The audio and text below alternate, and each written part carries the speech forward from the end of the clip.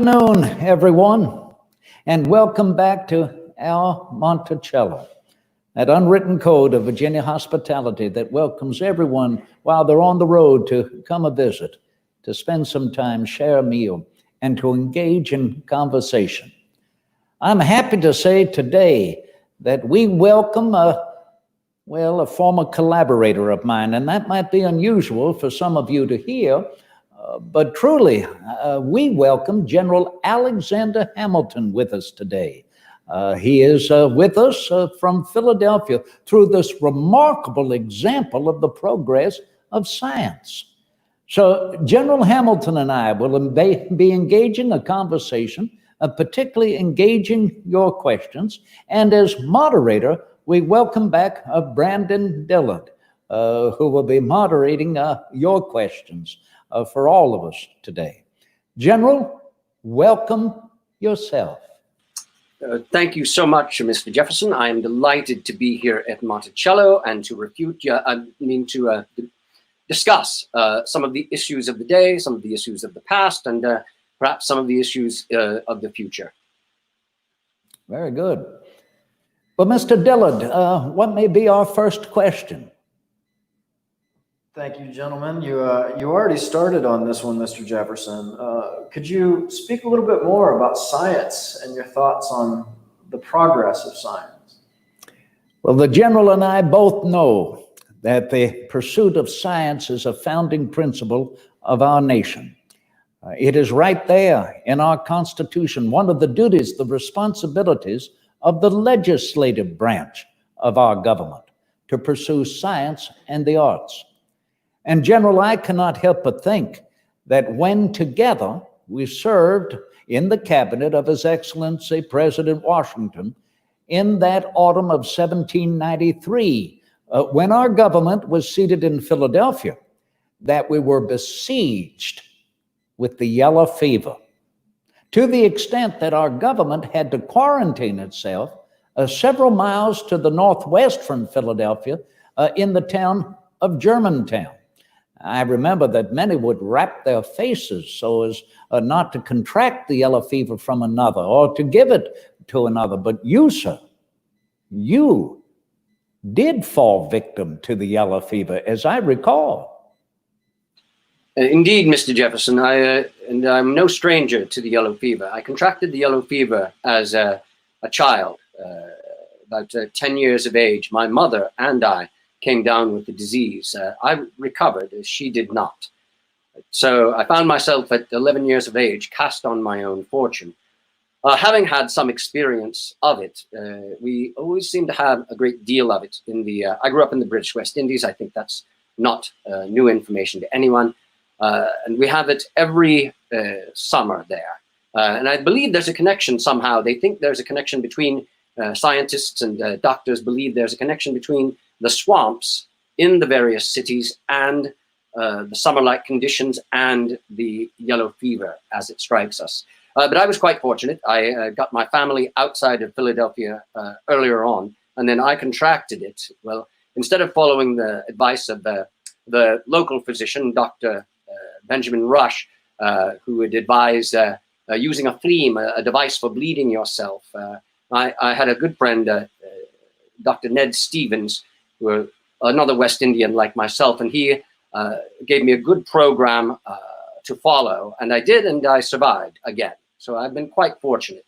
But we cannot underestimate the value of good science, but also anyone who takes the time to explore and examine the great mysteries and give forth on them. Our own James Madison, Jemmy, put forth a description of every government that had ever existed and an analysis of each in preparation for the Constitutional Convention. So it's not limited to science. Well, I certainly appreciate the enlightenment you provided me to think that perhaps the yellow fever may emanate from swamps. You are correct that many a doctor and those well-schooled in physics are still trying to figure out where this yellow fever comes from. And I'm only hopeful, as I know you are, though we may never live to see it, that someday we might discover that answer and provide a vaccine so that it would not besiege, let alone our nation, the family of man across the globe. So gentlemen, if I may, we are getting some questions in. Before we get into those, the two of you had different experiences in the Revolutionary War. I was wondering if you could talk for a moment about what you each experienced and how it changed your views.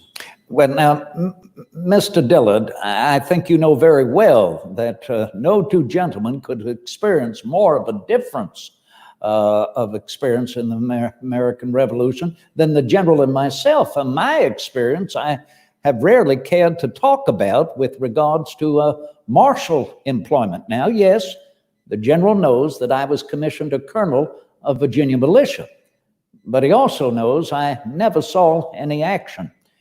He knows that my term as governor of Virginia was not very successful.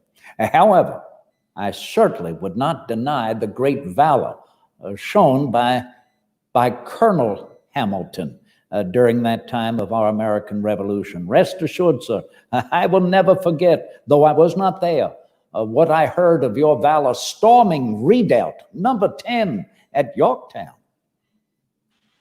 Well, thank you. That's very kind of you, Mr. Jefferson. For the record, it's General Hamilton. General Hamilton, this latest conflagration with France, and some call it a quasi-war, but they did invade one of our ports, so it's a war. General, you were a colonel at that time, though. Captain in the early part of the war. When you wrote the Declaration of Independence back in 1776, I was serving as a captain of artillery in New York. I learned gunnery from Major Barber and applied myself diligently, was granted the new captaincy of the New York Provisional Company of Artillery in those days. But chiefly during later part of the war, I was a colonel. And well, in New York, I suppose you all know how the battles worked in and around New York. They worked out brilliantly if you're in the British Army. In the Continental Army, not too well at all. No, we were forced to retreat. We retreated the length of York Island, or Manhattan Island, I think in your day. We retreated the length of York Island. We fought rearguard actions at Harlem Heights, at White Plains, made them pay there, I can tell you. But ultimately retreating into New Jersey. Now, retreating is a dismal business at best, but there is no more dismal place to retreat through than New Jersey.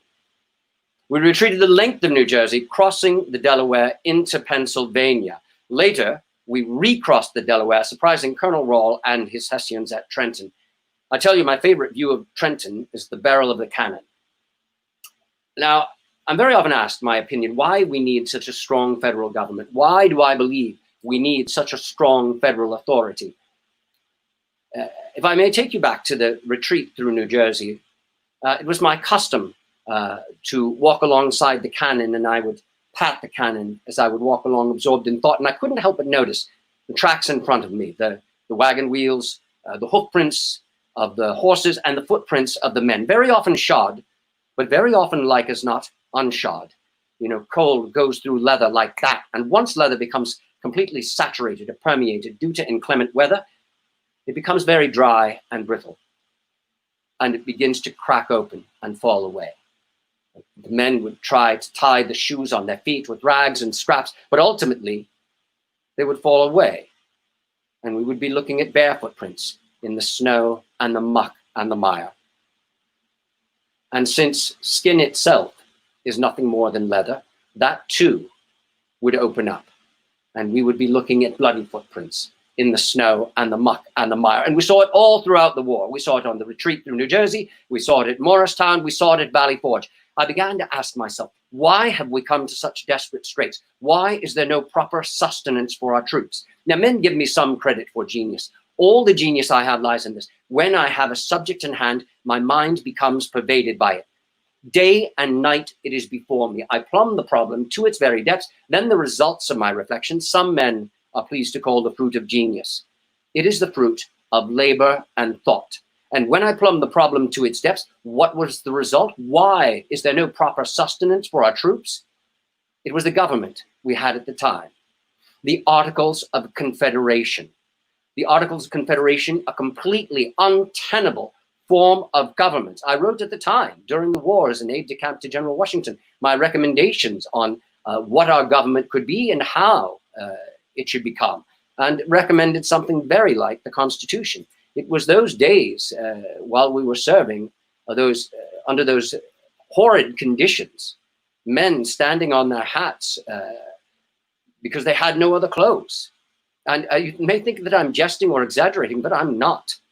Between myself, John Lawrence, and I had one suit of clothing between us at one point, and we were officers. So we should never go back to that again. And I have worked diligently to make certain that we never do go back to those days again, that there is always a proper army. Well, Colonel, may I say, beg your pardon? Well, General, may I say that your extraordinary valor to attack in the field has continued in your effort to attack in politics. And so there, you will want somewhat to go to the jugular, suggesting that the government was not of proper support to you during the war. Now, I will not deny that. I recall that. But recall as well, I was the government of the Commonwealth of Virginia, trying as best as I could to support our troops during the war. And unfortunately, what occurred is the Virginia militia appeared and disappeared with the seasons and the crops. And then, sir, you will want to bring in the Articles of Confederation, knowing very well I was always an ardent supporter of those articles. It was the strong central government that you mentioned a moment ago that beleaguered me and many others, including James Madison, Jemmy.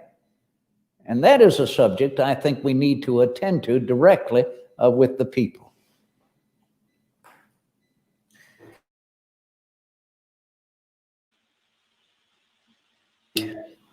Constitution. Are we moving on to another question, or? Yes, I think it's time for another question. As you served, both of you, in the first cabinet, we have some questions coming from guests who are watching. Cynthia wants to know about your working relationship in the first administration. Well, General, you always seem to have the ear of President Washington, so perhaps you ought to be the one to answer Miss Cynthia first.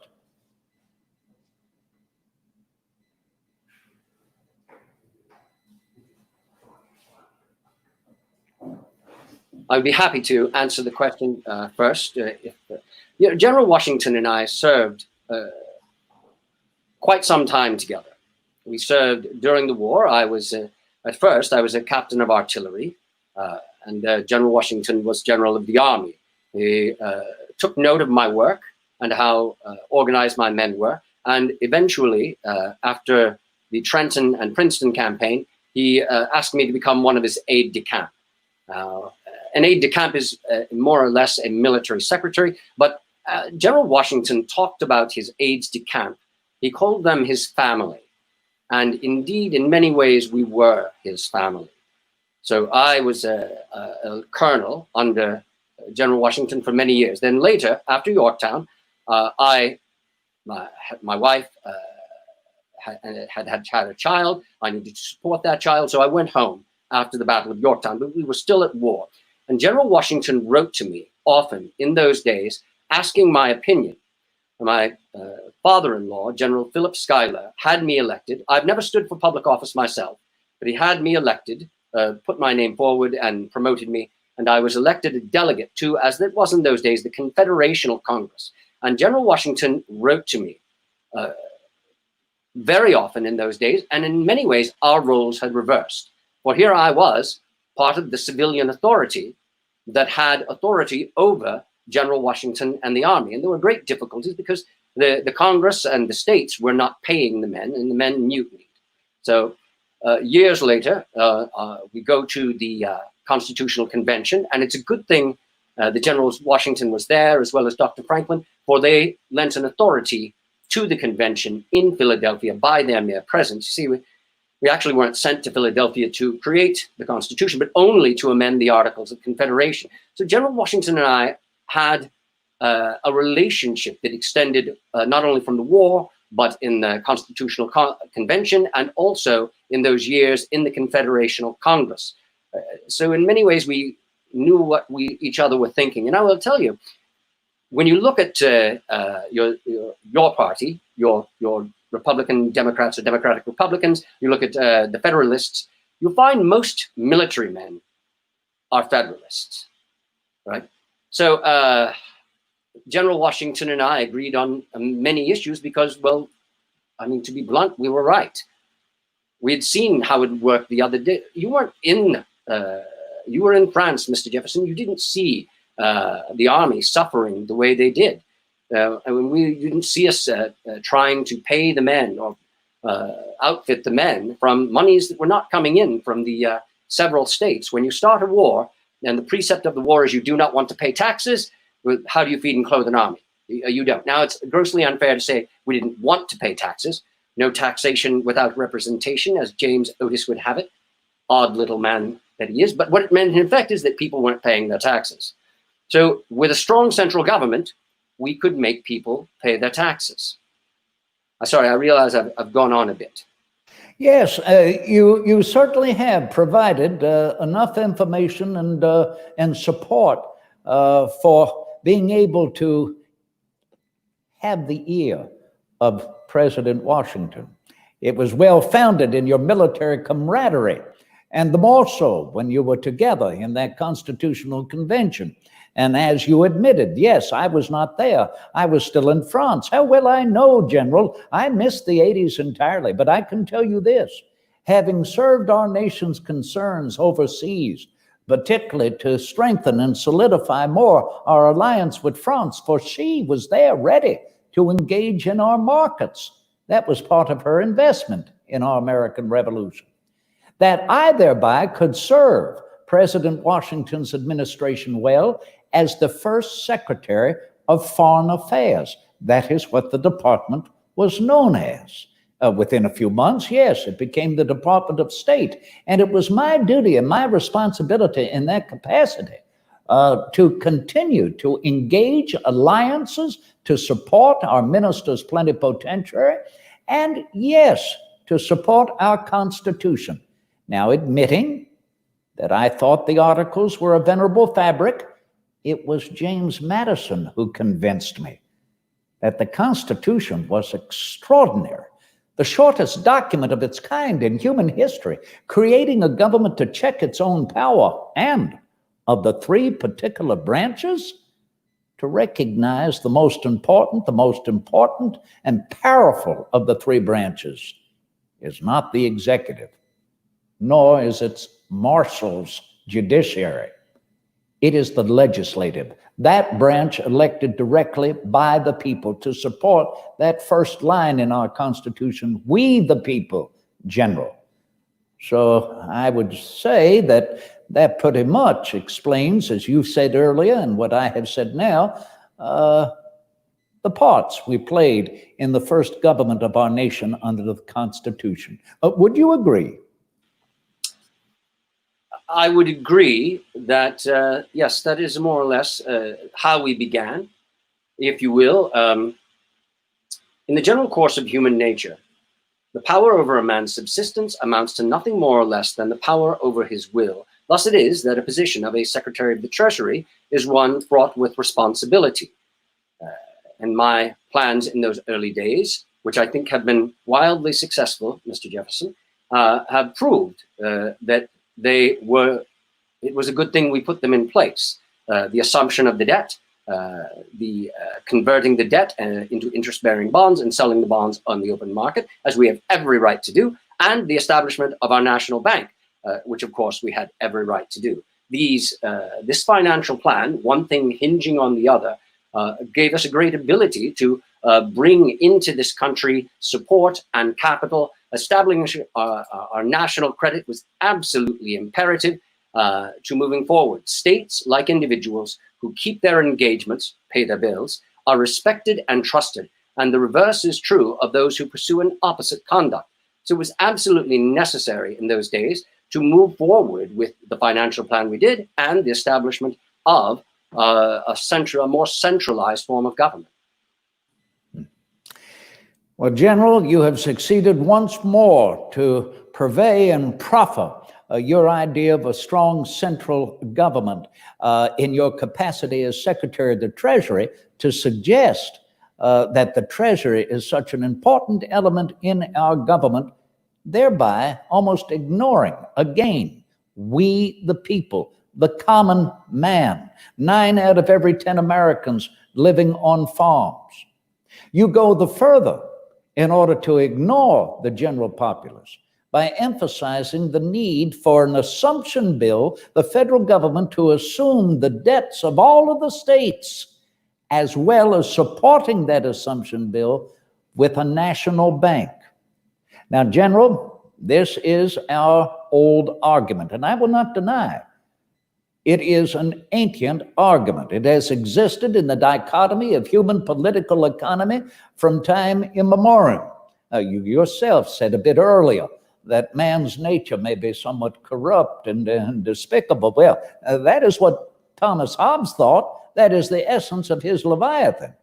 But you know, we cannot forget Mr. John Locke and his essays on human government, his essay on human understanding, that the essential nature of man is benevolent and good, and that government governs best, which governs least. I have always considered that the foremost sentiment in mankind, because to do something good makes one feel good. To do something despicable and onerous or weaves itself into one's slumbers. It becomes like anger that breaketh itself upon that which it falls. So there is our essential difference.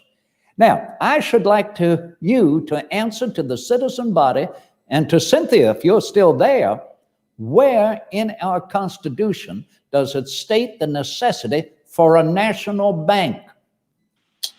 First, Mr. Jefferson, to depend on the good nature of humanity is to depend on a wellspring of circumstance that is simply not there. As Hume says, every man ought to be assumed a knave and have no other interest than his own self-interest. So I believe that, as Hume does, as well as the great works of Smith in Wealth of Nations, that we ought to see man in as they truly are and create a government depending on that. Now, it's our own James Madison who has said, in framing a government, the great difficulty lies in this. You must first enable the government to control the governed, and in the next place, you must oblige it to control itself. Why have government at all? Because the passions of man will not conform themselves to the dictates of reason without enforcement. So we must have a government. It must be a strong, centralized government. And it is absolutely necessary to have a bank. Now, you will say that it does not say in the Constitution anywhere that we have a bank, but it does say there are implied as well as express powers written into the Constitution. Therefore, we can have a bank.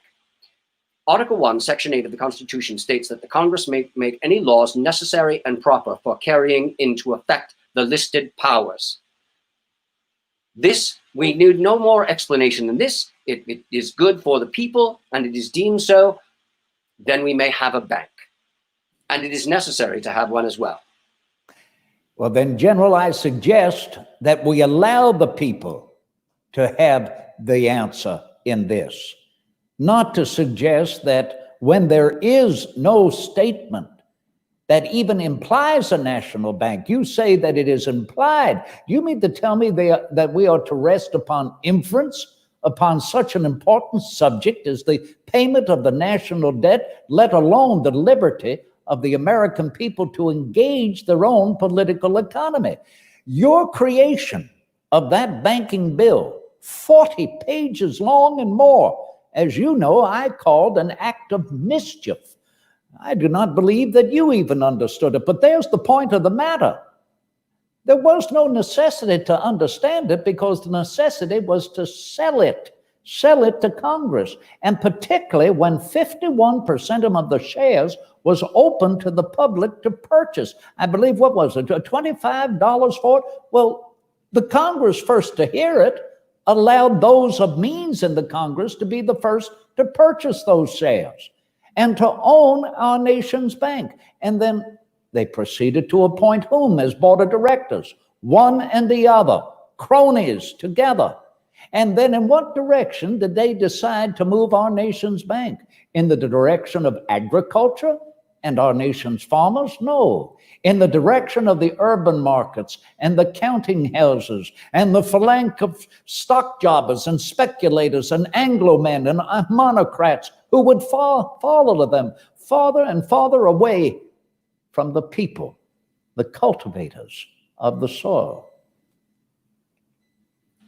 Mr. Jefferson, I do not own and agree that most of this country's capital is created by agriculture. I think manufacture has shown a great example in purpose. If you look at the Falls in Passaic and the town we created there under the Society of Useful Manufacturers, there's great promise in this country of industry and manufacture, and to ignore that and to retire to our various plantations and seek to pay off $80 million of debt is it's simply unfeasible. Now, as to the bank, it's absolutely necessary. The bank was necessary to help support and stabilize our currency, to give us loans in time of need, where we might not always be able to procure a loan from across the seas, and to support our taxation system and our system of taxation. Now, it is a strange perversion of ideas, and an idea as novel as it is strange, that men should be deemed corrupt and criminal for wanting to become proprietors in the welfare of their nation, either through purchasing scrips or shares on stocks on the government stocks on the open market, or investing in shares in its national bank. Where ought we not to have moneyed men in this country, but allied to the federal government? Mr. Jefferson, the bank the federal government holds 51% at present. 51% of present, so does retain control of the bank. The board of directors will seek nothing more than the bank's prosperity.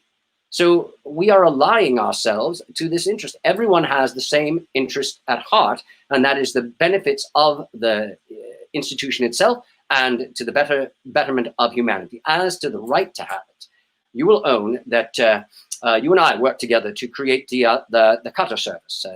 The many sought to bring goods to this country and sought to land them not in cities, but in places where they would circumvent taxation. To that end, we created a series of cutters to guard our coast and to protect us from the depredations of piracy. Likewise, I was ordered by the Congress to build a series of lighthouses to protect our shores from the same. Nowhere in the Constitution does it say anything about a lighthouse. If we can build a lighthouse, we can build a bank. There is a difference, in my opinion, General, and that is the fact that first and foremost, it was the responsibility of the Congress considering the defense of our nation and more efficient mercantilism upon the seas to encourage the building of lighthouses. And I certainly did not find any truck with that. I was very much in favor of it. But General, I'm sorry, the idea that our nation ought to be led by the counting houses rather than by agriculture is the perversion in that regard. Agriculture first, with commerce as its handmaid.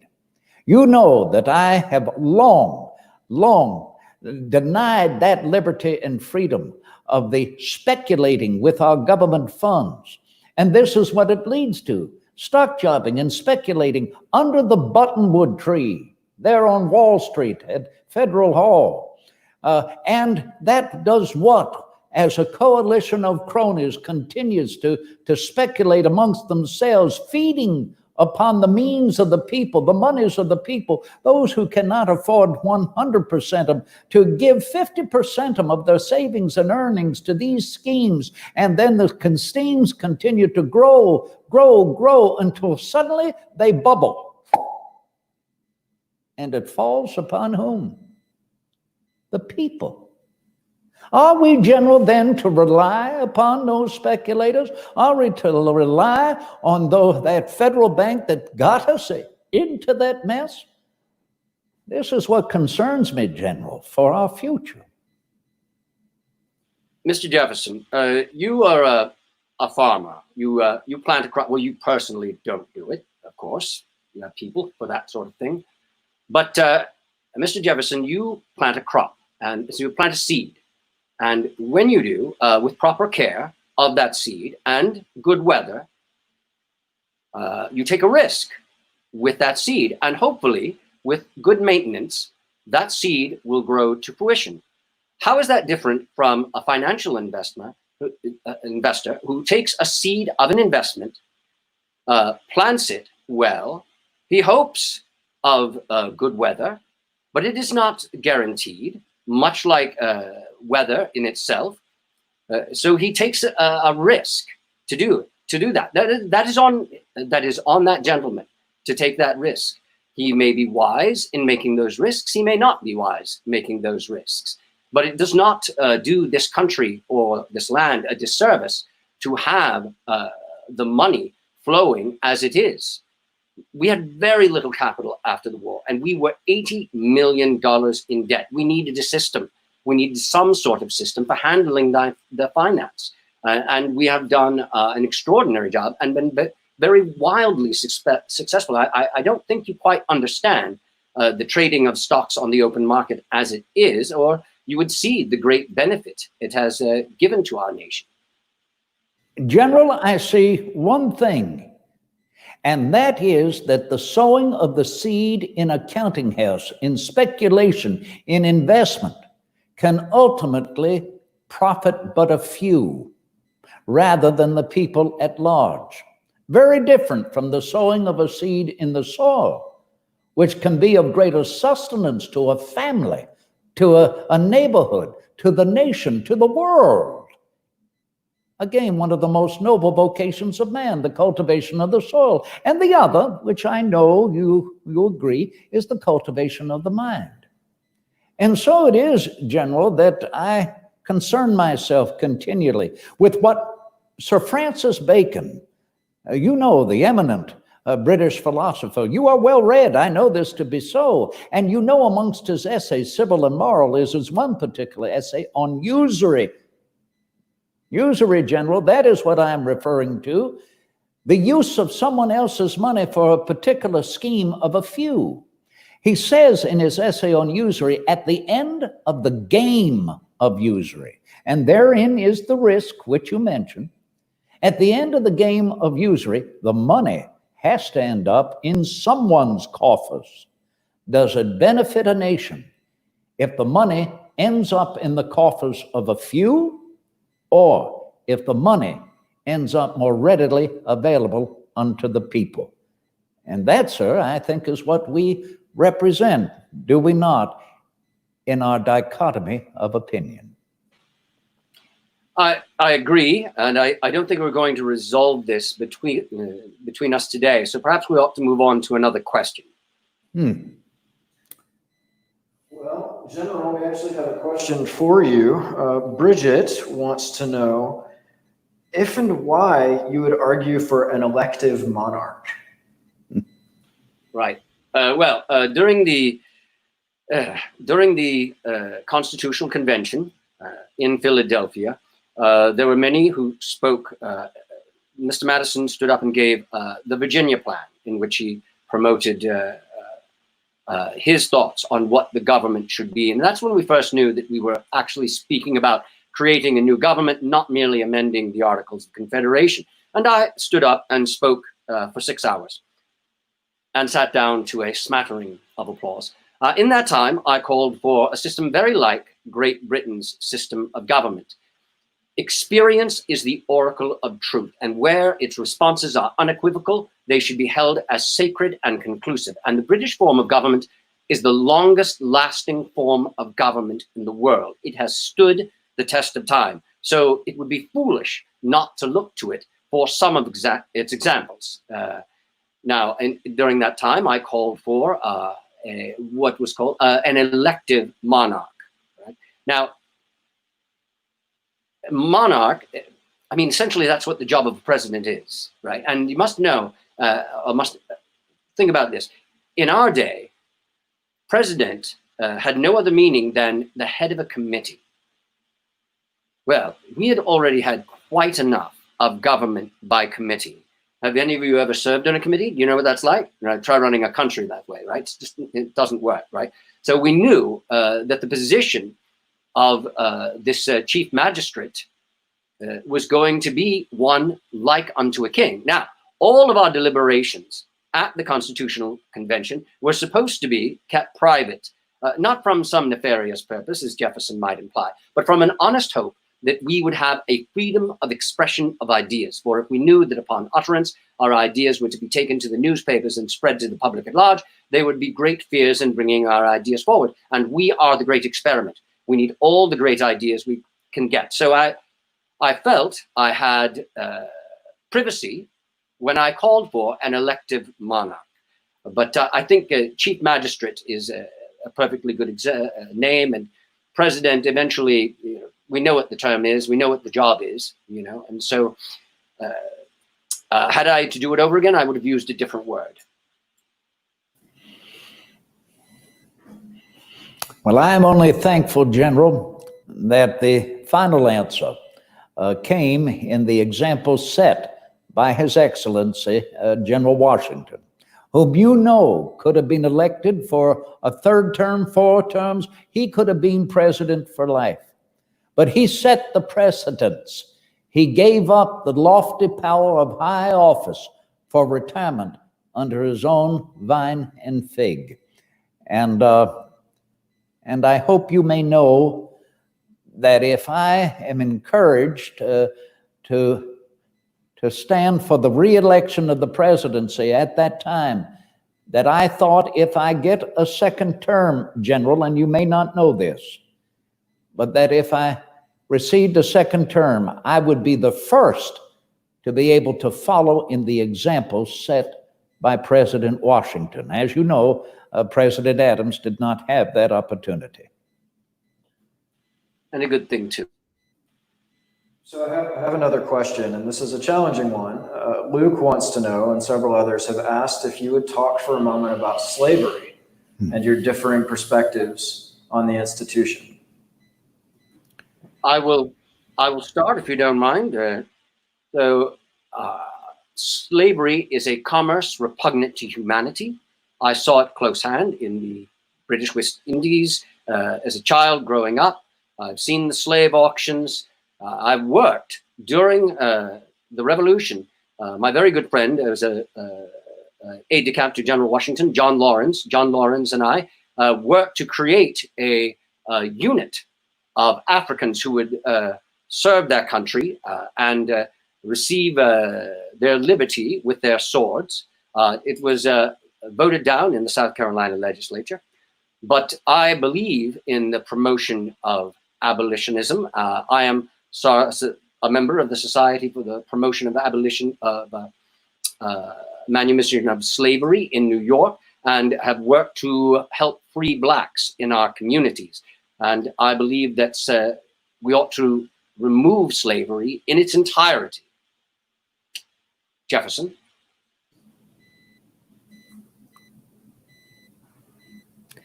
You have me, General. You know that I feel nonetheless devoted to the emancipation of this barbarous practice. Commerce between slave and master is pure despotism. You know that I was born into being encumbered with this barbarous practice.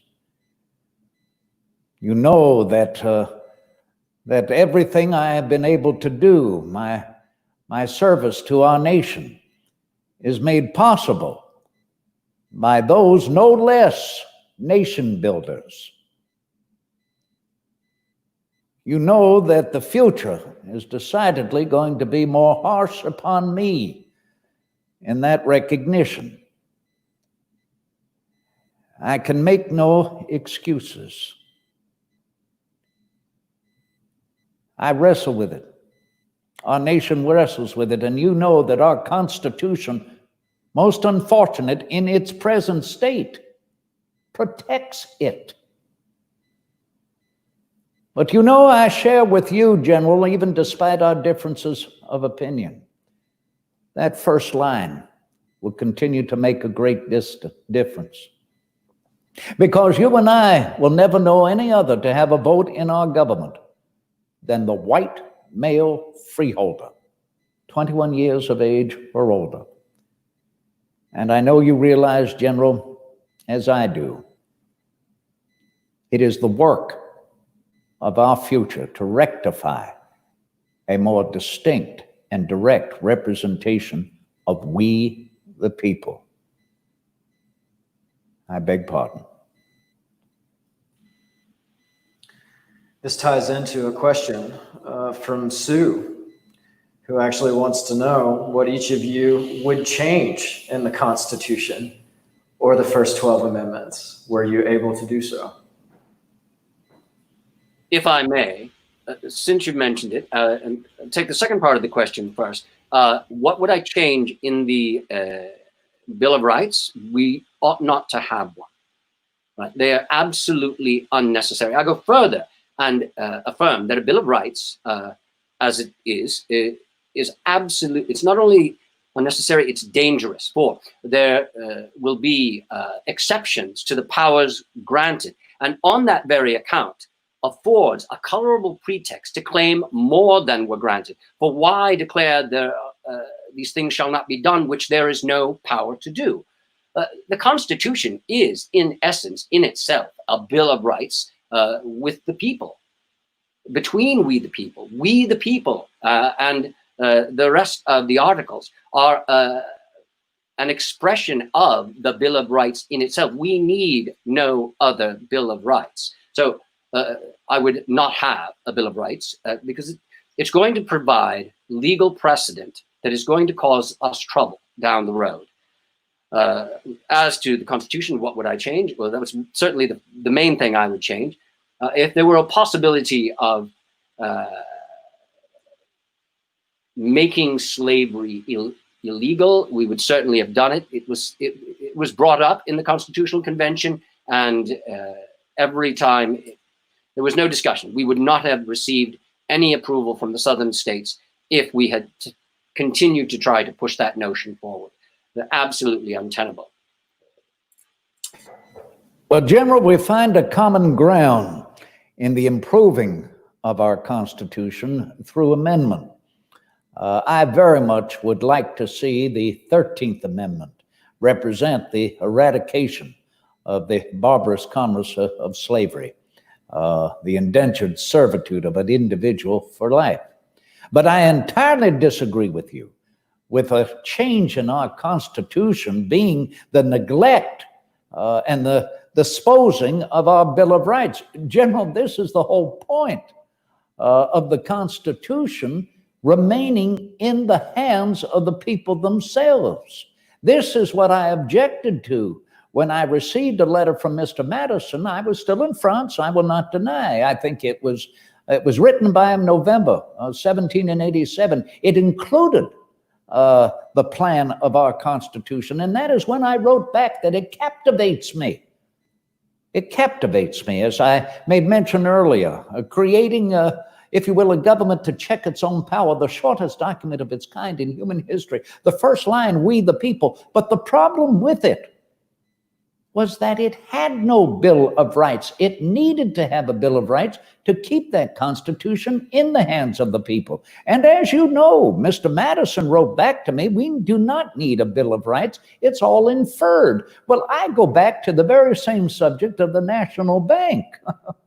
Do you mean to tell me we're going to rest on inference upon such an important subject as the inalienable rights of man? So I am gratified to know that though Mr. Madison has changed my mind on many, many things, that I was able to change his mind upon the necessity of a Bill of Rights. And the reason was because he felt all of these rights were inferred in the Constitution, just as you pronounced. But we cannot rest on inference. Talk about an argument? Good heavens. Write these inalienable rights given to man, not by any government, not by any ruler, but given to man by nature, nature's God. Write them down distinctly. There will be an argument, but at least we were born free to declare, and we must declare, that these are the inalienable rights of man. Well, I will still disagree and think that they say that they are not necessary. They were certainly necessary to the ratification of the Constitution. So I was forced to give into it, and it's really a moot point at this day and age. So perhaps we ought to move on to the next question. Well, we have time for one more question. We've heard a lot about areas in which you disagree today, but Denise wants to know if you agree on any points. So how about it, gentlemen? Were there times when you found yourselves on the same side? Any collaborations? Well, General, I don't know who should speak first upon this point, but I know there is one certain thing that I will always of opinion, and that is very simply, we remain Americans. And that as Americans, a difference of opinion ought never be a difference of principle.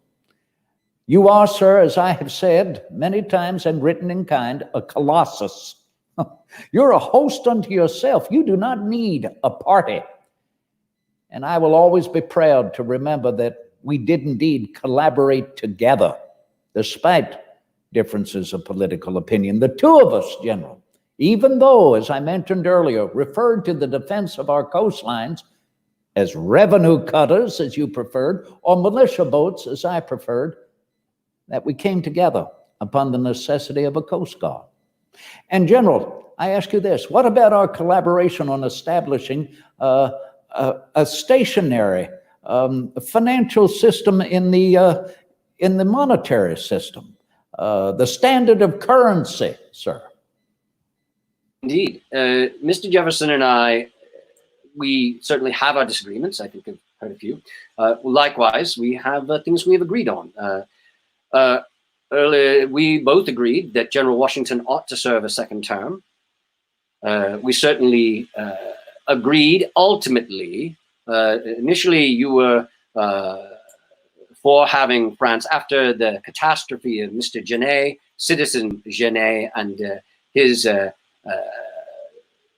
parade across these United States, and the switching from the initial movement of the French Revolution into ultimately the Directorate, we came to agree that we should remain neutral as to the belligerent powers in Europe. Likewise, there was the moment in the with the Assumption Bill. And again, the Assumption Bill, there were many states who had paid their debts, didn't want to be bothered helping any other states pay their debts, states such as North Carolina and Virginia and New York, to be honest.